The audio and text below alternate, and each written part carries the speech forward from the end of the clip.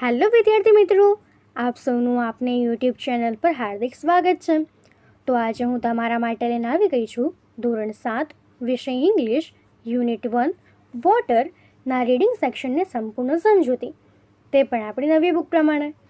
તે પહેલાં તમે જો આપણી ચેનલને લાઇક શેર અને સબસ્ક્રાઈબ ન કરી હોય તો તે જરૂરથી કરી દેજો. તો ચાલો આપણે આ તમામ પ્રશ્નોના ઉત્તરોની સમજૂતી મેળવીએ. તો અહીં આપણા રીડિંગ સેક્શનમાં કેટલાક પેરેગ્રાફ્સ આપ્યા છે, તો ચાલો આપણે તેને રીડ કરીએ અને સમજીએ. Water is one of the most important things on the earth. All living beings, humans, animals and plants need water to live. We use water every day for drinking, cooking, bathing, cleaning, etc. પાણી એ પૃથ્વી પરના મહત્ત્વના તત્વોમાંનું એક છે. બધા જ જીવો, માનવીઓ, પ્રાણીઓ, વનસ્પતિઓને જીવવા માટે પાણી જોઈએ છે. આપણે પીવા, રસોઈ કરવા, નાહવા, સફાઈ વગેરે માટે રોજ પાણીનો ઉપયોગ કરીએ છીએ. The primary source of water are rainwater, surface water like rivers, ponds, lakes, glaciers, oceans, etc. and groundwater. We get water from water tanks, dams and hand pumps. Also, salty sea water is converted into drinking water at some places. એના અર્થ થશે કે વરસાદ, ભૂતળ જળ એટલે કે નદીઓ, સરોવર, તળાવ, હિમનદીઓ, સમુદ્ર વગેરે અને ભૂગર્ભ જળ એ પાણીના મુખ્ય સ્ત્રોત છે.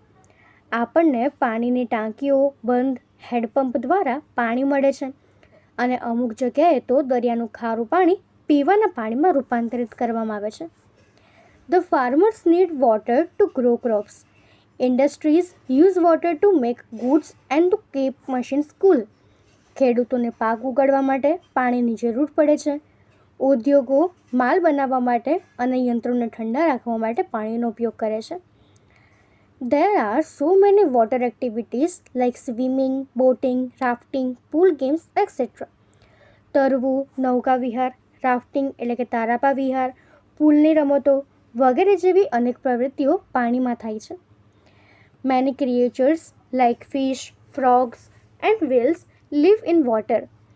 Water also helps to keep the weather cool. Water is essentially for trees and plants. માછલા, દેડકા અને વેલ જેવા અનેક જીવો પાણીમાં રહે છે. પાણી વાતાવરણને ઠંડુ રાખવામાં મદદ પણ કરે છે અને વૃક્ષો અને વનસ્પતિઓ માટે પાણી ખૂબ જરૂરી છે. Unfortunately, some people make water dirty by throwing garbage and releasing factory chemicals into it. This is called water pollution. દુર્ભાગ્યે અમુક લોકો કચરો નાખીને અને કારખાનાના રસાયણો પાણીમાં છોડીને પાણીને ગંદુ કરે છે. આને જળ પ્રદૂષણ કહેવાય છે. In some places, people don't have enough water to drink. The level of the water on the earth is decreasing. Many people waste water. કેટલીક જગ્યાએ લોકોને પીવા માટે પાણી પૂરતું મળતું નથી. પૃથ્વી પર ભૂગર્ભ સપાટી ઘટતી જાય છે. ઘણા લોકો પાણી વેડફે છે. We must save water. We can do this by turning off taps, fixing leakages and using water carefully. If we save water today, we will have enough for tomorrow. આપણે પાણી બચાવવું જ જોઈએ. જરૂર ન હોય ત્યારે નળ બંધ રાખીને, ખુલ્લા નળ સમા કરીને અને પાણીનો કાળજીપૂર્વક ઉપયોગ કરીને આપણે આ કરી શકીએ છીએ. જો આપણે રોજ પાણી બચાવીશું તો આવતીકાલે ભવિષ્યમાં આપણને પાણી પૂરતું મળશે. Water is the life. We can not produce water but we can save it. જળ એ જીવન છે. આપણે પાણી ઉત્પન્ન કરી શકતા નથી પણ આપણે તે બચાવી શકીએ છીએ. તો આ પ્રમાણે આપણને કેટલુંક આપ્યા હતું. તો હવે એના પછી આપણને નીચે પ્રેક્ટિસમાં કેટલાક ક્વેશ્ચન્સ આપ્યા છે, આપણે તે રીડ કરીને એના આન્સર લખીએ. તો આપણને ફર્સ્ટ ક્વેશ્ચન એ છે કે underline or write the sentences from the passage having similar meanings. અહીં આપણને નીચે કેટલાક સેન્ટેન્સ આપ્યા છે, તેમાંથી આજે આપણે પાઠમાં કેટલાક જે નિયરેસ્ટ મિનિંગ એટલે કે સિમિલર મિનિંગ્સવાળા સેન્ટેન્સ હોય છે તેને શોધીને લખવાના છે. તો આપણું ફર્સ્ટ સેન્ટેન્સ છે કે water is very important for life. તો આપણે લખી શકીશું કે water is one of the most important things on the earth. Second છે we use water in different ways. તો we use water every day for drinking, cooking, bathing, cleaning, etc. ત્યારબાદ ત્રીજું sentence છે કે many living beings live in water. તો many creatures like fish, frog and whales live in the water. Fourth છે some of our habits make water dirty. Unfortunately, some people make water dirty by throwing garbage and releasing factory chemicals into it. ત્યારબાદ fifth છે our good habits can save water. તો થશે કે we must save water.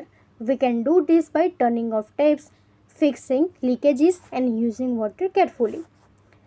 તો હવે એના પછીનો આપણો ક્વેશ્ચન બી છે કે આન્સર ધ ફોલોઈંગ ક્વેશ્ચન્સ. તો અહીં આપણને ક્વેશ્ચન્સ આપ્યા છે જેમાં ફર્સ્ટ છે કે make a list of sources of water. તેનો આન્સર થશે rain water, surface water and ground water. Second question છે how do industries use water. તેનો આન્સર થશે industries use water to make goods and to keep machines cool. ત્યારબાદ third question છે what are some activities that we do in water. તેનો answer થશે we do activities like swimming, boating, rafting, pool games, scuba driving et cetera in water.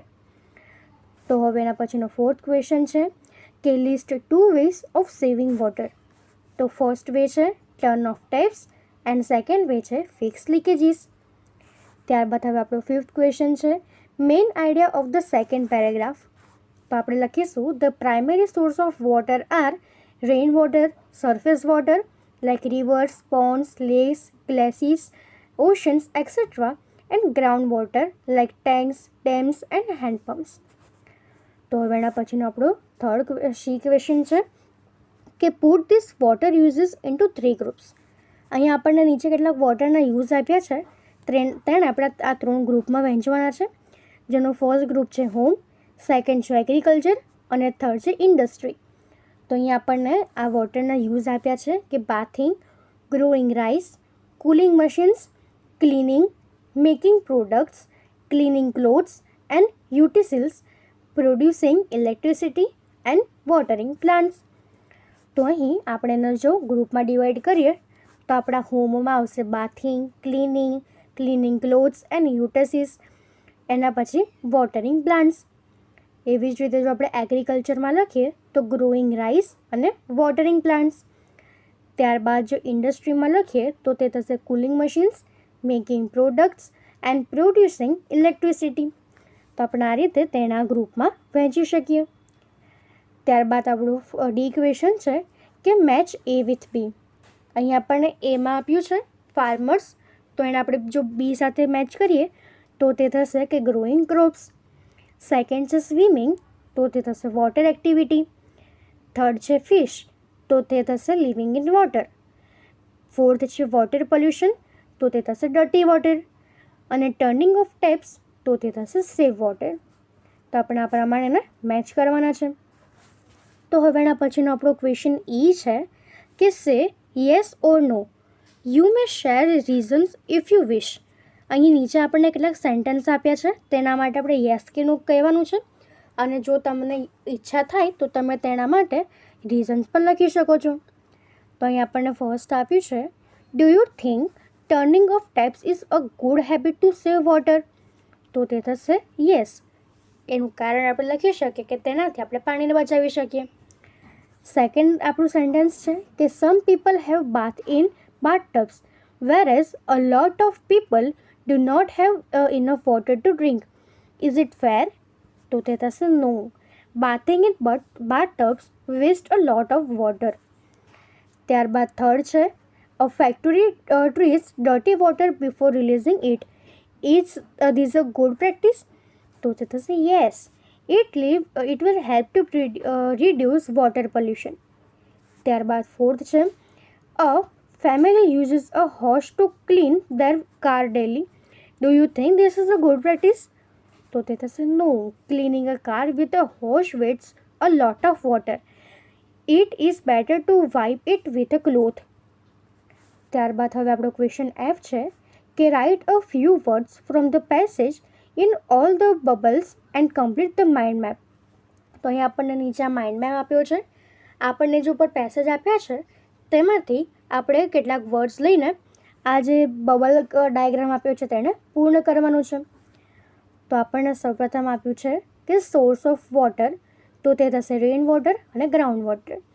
પછી છે uses of water, તો drinking, cooking.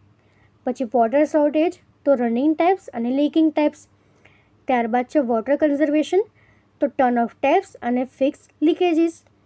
અને છેલ્લું છે કે વોટર પોલ્યુશન, તો તે થશે ગાર્બેજ, ફેક્ટરી વેસ્ટ. તો આપણે આ પ્રમાણે આ લખી શકીએ છીએ. તો અહીં આપના રીડિંગના તમામ પ્રશ્ન પૂર્ણ થાય છે. જો આમાં તમને કોઈ પણ ડાઉટ હોય તો એ તમે કોમેન્ટ સેક્શનમાં જરૂરથી જણાવી શકો છો. અને આપણી ચેનલને લાઇક અને સબસ્ક્રાઈબ જરૂરથી કરી દેજો. Thank you.